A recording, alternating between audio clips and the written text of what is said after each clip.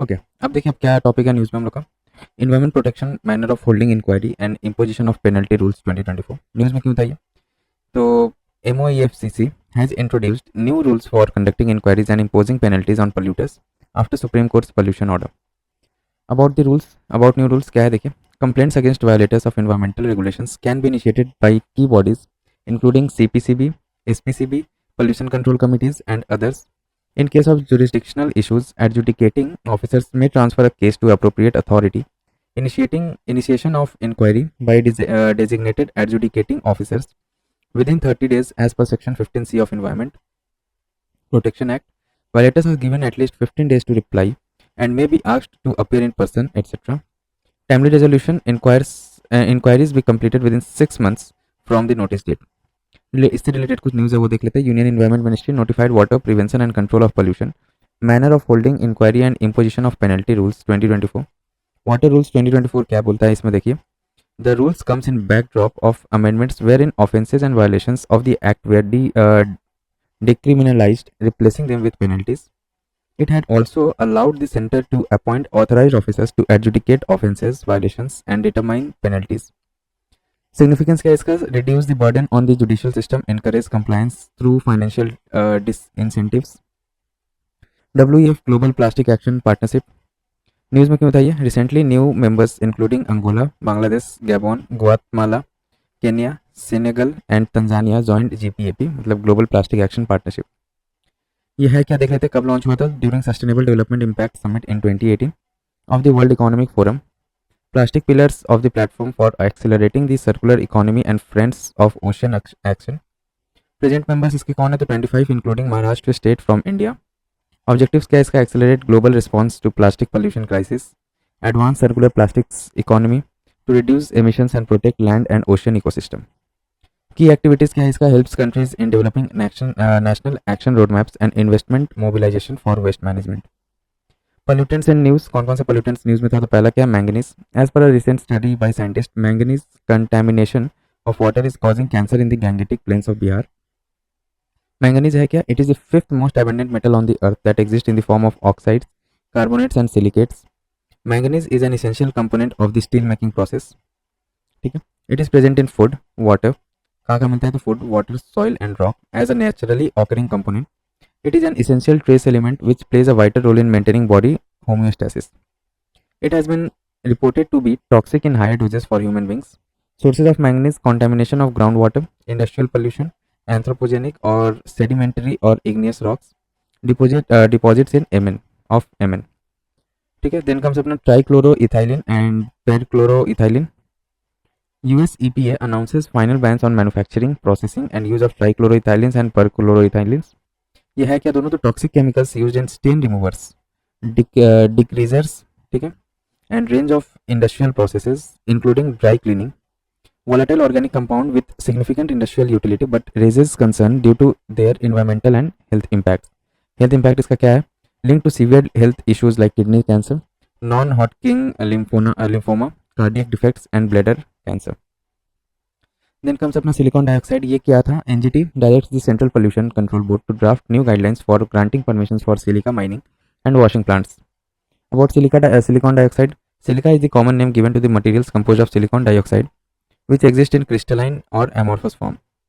The toxicity of silica has been linked to its crystallinity and capacity to generate free radicals. Sources इसका क्या है silicon dioxide का तो industrial process जैसे कि mining, construction, sand blasting, glass manufacturing and cement production. Natural sources क्या है इसका तो volcanic eruption, soil erosion and dust storms. Agriculture, tiling operations that releases soil particles.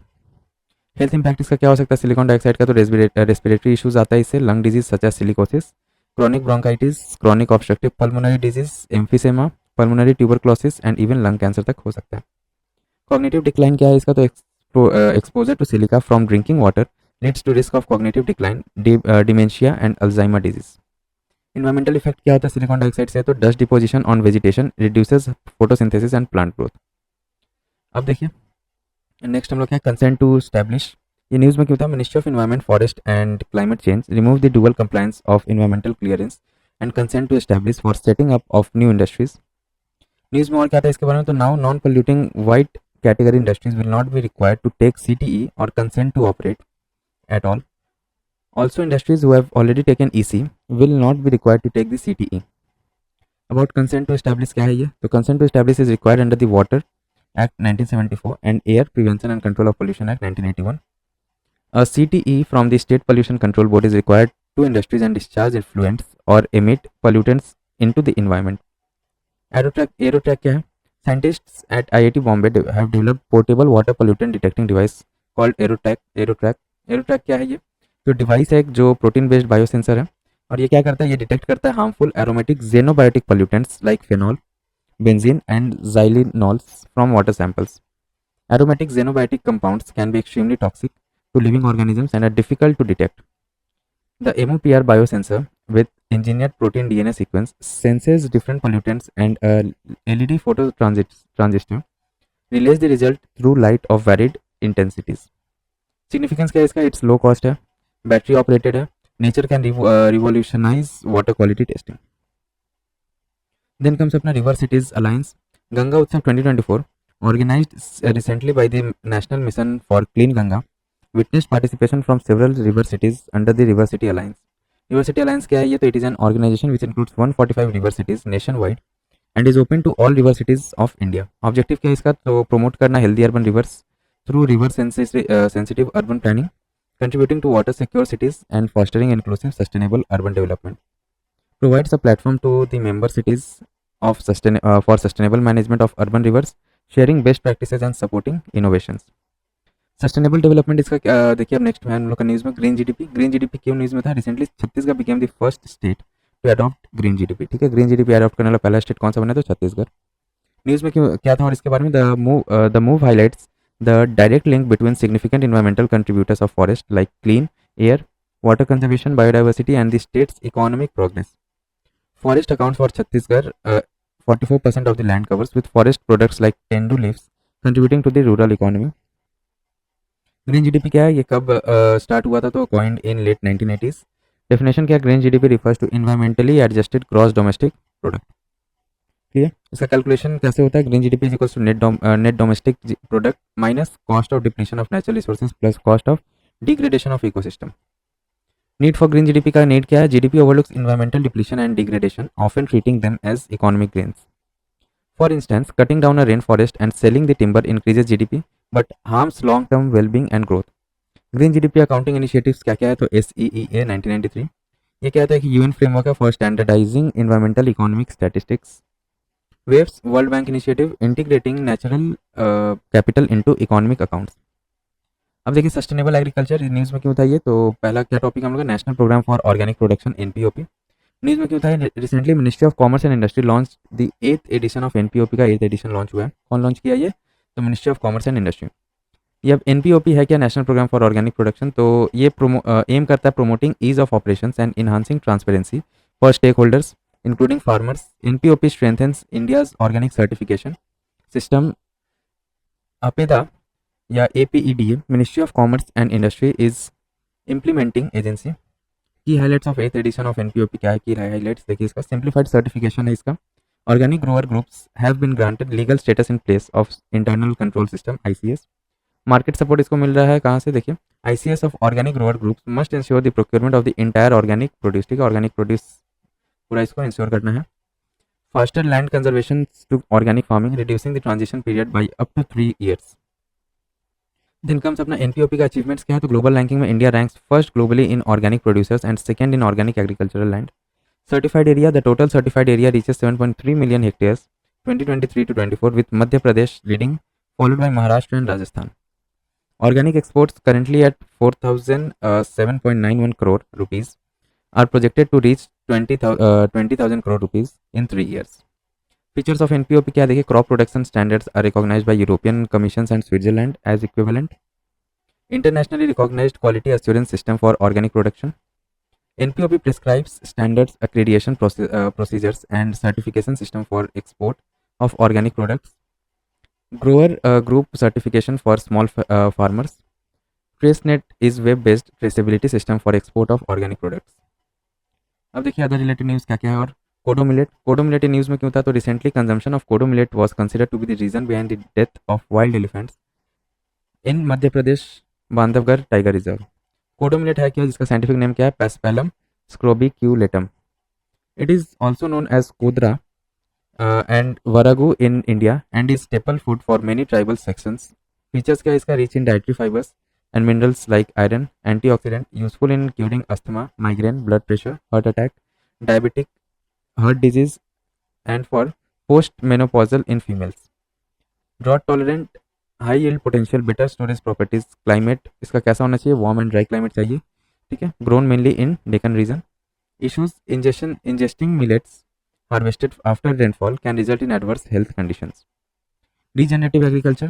Recently, government of Odisha and ICRISAT launched a compendium of regenerative agriculture for scaling regenerative agriculture practices. अब ये है क्या regenerative agriculture? तो regenerative agriculture is a way of farming that focuses on soil health, ठीक है, जिसमें soil health को focus किया जाता है farming के duration में। Key principles क्या है? Minimizing soil disturbances, ठीक है, minimum plowing, keeping CO2 in soil and improving its water absorbency, maximizing crop diversity, improving biodiversity, maintaining soil cover, keeping living roots year around and integrating livestock. Then अपना क्या है देखिए, agrivoltaic farming. ये है क्या? Practical implementation of agrivoltaic system showcased in 7th session of international solar alliance about agrivoltaic farming, practice of growing crops underneath the solar panels, ठीक है। Solar panel जो लगा रहता है ना, बहुत ही ह्यूज एरिया कवर करता है वो, तो उसके नीचे फार्मिंग करना या क्रॉप्स को ग्रोइंग करने के प्रोसेस को क्या बोला जाता है? Agrivoltaic farming. Uses land for both agriculture and solar photovoltaic energy generation. It's also sometime refer to as agri solar, dual use solar, low impact solar. Benefit क्या है इसका? Diversified income for farmers, reduced land use competition, reduced carbon footprint and energy resilience. अब देखिए, alternative fuel energy and energy efficiency. Indigenous hydrogen train engine. News में क्या होता है? Indian railway minister announce the development of the world most powerful hydrogen fuel train engine with 1200 horse power. News में और क्या था इसके बारे में देखिए, ओनली 4 कंट्रीज, जिसमें जर्मनी फर्स्ट पे है, then France, Sweden and China, have hydrogen powered trains capable of producing around 500 to 600 horse power. All hydrogen powered rail vehicles, whether large or small, are categorized as hydrorail, whether the fuel is used for the traction motor, auxiliary system, or both. They have considerable advantages over electric trains. क्या advantage है देखिए? Electric trains requires expensive and complex infrastructure, including overhead gantries, to carry power cables and power substations, unlike hydrorail, ठीक है। अब देखिए यहाँ पे diverse application and significance of hydrogen. Hydrogen देखिए, सबसे पहले तो एनर्जी कैरियर है 33.6 kilowatt hour per kg. Industrial applications, chemical industry में यूज होता है, ammonia production, refining. Environmental applications इसका क्या क्या है? Carbon capture, pollution reduction. Then medical field में भी इसका काम है हाइड्रोजन का, life support system, antioxidant therapies में काम आता है, साइंटिफिक रिसर्च में, compound synthesis. Then green transport में hydrogen powered rail, modular fuel cell system, space exploration, space shuttles, ISRO cryogenic engine, nuclear power, heavy water moderator. अब देखिए about India's indigenous hydrogen train. इसको कौन डिज़ाइन कर रहा है? तो research design and standard organisation RDSO, जो लखनऊ में है। मैन्युफैक्चर कहाँ होगा? ये ICF integral coach factory Chennai. Manufacturing coaches of for the train. Background देखिए, the ministry of railways announce the hydrogen for heritage project in 2023।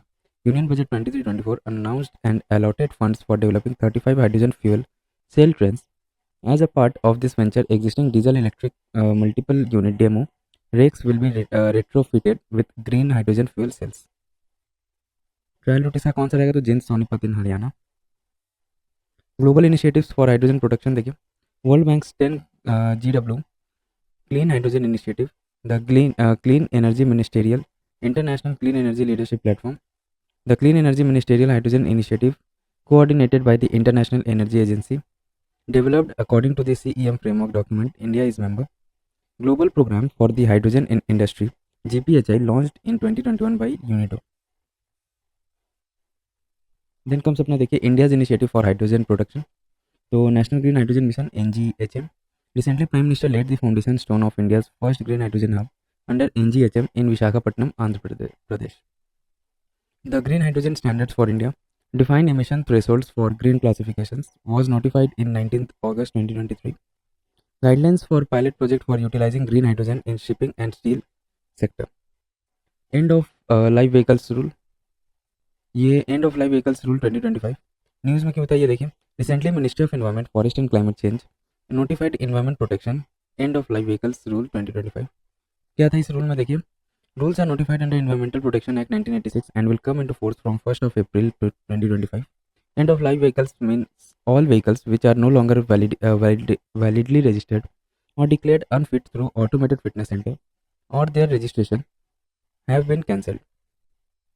की हाइलाइट्स क्या है इसका? देखिए, applicability apply to producer, registered owners of vehicles, registered vehicle scrapping facility, automated testing stations etcetera involve in testing of vehicles, handling, processing and scrapping of EOLV। ठीक है, अब देखिए exceptions क्या है? Not apply to waste batteries covered under battery waste management rules 2022, plastic packaging covered under plastic waste management rules 2016, waste tyres and used oils covered under hazardous and other waste management and transboundary movement rules 2016, e-waste covered under e-waste management rules 2022. Producer responsibilities: fulfill extended producer responsibilities either through purchase of EPR certificates generated by its own RVSF or by any entity having RVSF. EPR certificate issued by Central Pollution Control Board through centralized online portal in favor of RVSF. Responsibilities of registered owner and bulk consumer: they must deposit EOLV at any of the producer's designated sales outlet or designated collection centers of RVSF within 180 days. Implementation committee constituted by central government and chaired by CPCB, chairman for effective implementations of rules.